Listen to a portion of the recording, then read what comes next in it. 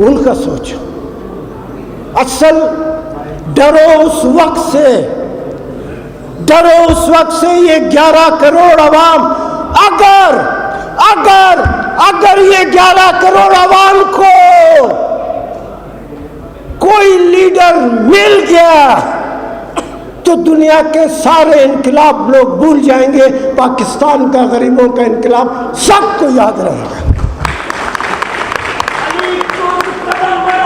हम तुम्हारे साथ हैं, हम तुम्हारे साथ हैं।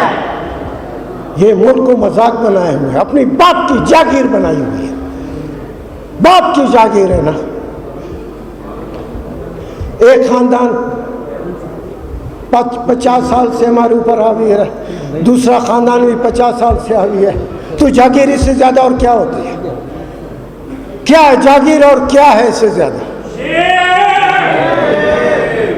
मुल्क बचाने निकले हैं, आओ हमारे साथ चलो। आइन बचाने निकले हैं, आओ हमारे साथ चलो। हम जमहूर बचाने निकले हैं, आओ हमारे साथ चलो। हम दस्तूर बचाने निकले हैं, आओ हमारे साथ चलो। मुल्क बचाने निकले हैं, आओ हमारे साथ चलो। अदलिया बचाने निकले हैं, आओ हमारे साथ चलो। हम मुल्क बचाने निकले हैं, आओ हमारे साथ चलो। आओ हम हकूक बचाने निकले हैं, हम हक बचाने निकले हैं, आओ हमारे साथ चलो। हम वकील सिर्फ एक ऐसा तबका है, हम में कभी किसी वकील ने ये नहीं कहा कि मैं बलोच हूँ, वो पंजाबी है, वो पठान है, वो सिंधी है, वो सराइकी है, वो हज़ारा है, वो क्या है। यही हमारी ताकत का सीक्रेट, हमारी ताकत का यही है। तुम में हर आदमी तफरीक शुदा है, तकसीम शुदा है। मैं बलूचिस्तान से ताल्लुक़ रखता हूँ, आपको शर्म आनी चाहिए। अगर कोई तुम में ज़मीर है, अगर तुम्हारे अंदर कोई सोचने समझने की सलाहियत है। 2007 में मैंने एजेंसियों का सेल देखा है, इतना छोटा सा एक सेल है, उसमें आदमी या तो सो सकता है, लेट सकता है, और मेरे ख्याल में जो कि मैंने देखा है, सिर्फ 4 कदम अगर वो चाहे तो 4 कदम फिर से।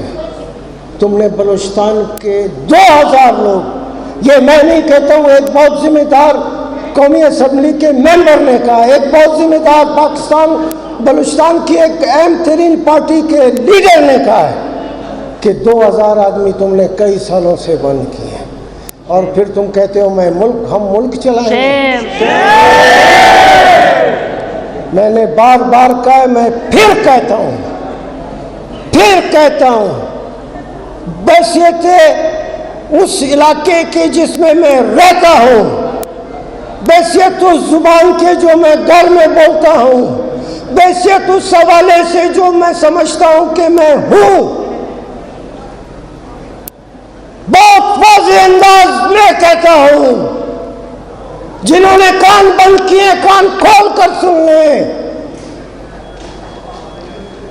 बलोच की नफ्सियात को सिर्फ और सिर्फ एक बलोच समझ सकता है, कोई माई का लाल। 10 आप थिंक टैंक बिठा ले, 10 आप थिंक टैंक बिठा ले, और उनके एनालिसिस की बुनियाद पे, उनके असेसमेंट की बुनियाद पे तुम अगर बलूचिस्तान को चाहोगे कि तुम उसको कंट्रोल कर सकते हो, सारी क़यामत तक नहीं कर सकते हो। मैं बहसियत बलोच के कहता हूँ, और मैं समझता हूँ बलोच की नफ्सियात को सिर्फ बलोच समझ सकता है।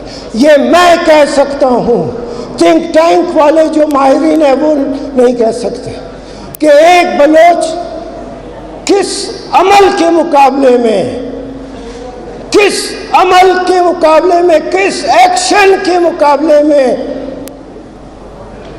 क्या रिएक्शन करेगा, कब करेगा और कितना शदीद करेगा संभलो। बलूचिस्तान कोई तुम्हारी जागीर नहीं है कि तुम चाहो और उसको आगे, बकरी का बच्चा नहीं है आगे बढ़ के तुमने उसको पकड़ लिया। अब भी तुमको मैं समझाता हूँ, अकल के नाखून लो। Thank you very much. मेरा नाम पुकारा गया और जब मैं रोस्ट्रम पर आया चंद फिक्रे मैंने कहे थे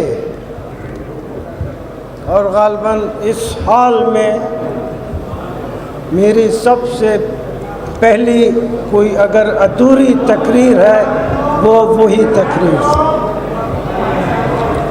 जब मैंने चंद फिक्रे कहे थे तो वकला साथी यहाँ से आए, उन्होंने कहा कुर साहब आप यहाँ पे तकरीर कर रहे हैं, वहाँ तो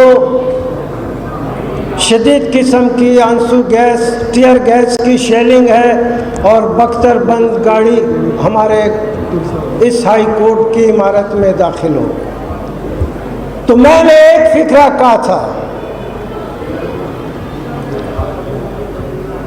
वो फिक्रा ये था अगर जंग है तो इसका फैसला मैदान में होगा।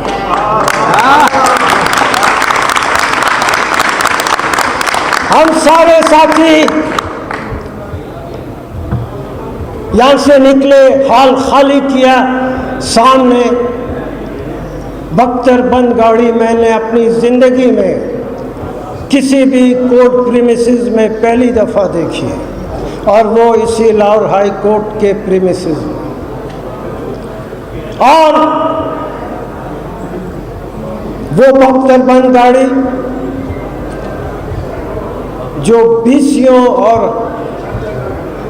हंड्रेड्स के हवाले से, सैकड़ों के हवाले से मशीन गन से गोलियां चला सकती है, वो बख्तरबंद गाड़ी यहाँ और शदीद किस्म की जो है टीयर गैस शेलिंग से। मुझे फख्र है, बिल्कुल फख्र है, और वो लोग, वो वकील यहाँ जिंदा होंगे उस बख्तरबंद गाड़ी का, उस टीयर गैस, शदीद टीयर गैस शेलिंग का हम जो वकला साथी मुकाबला कर रहे थे उस वक्त उन वकीलों में सबसे आगे पहली सफ में आगे आपका ये साथी अली अहमद कुर्द था।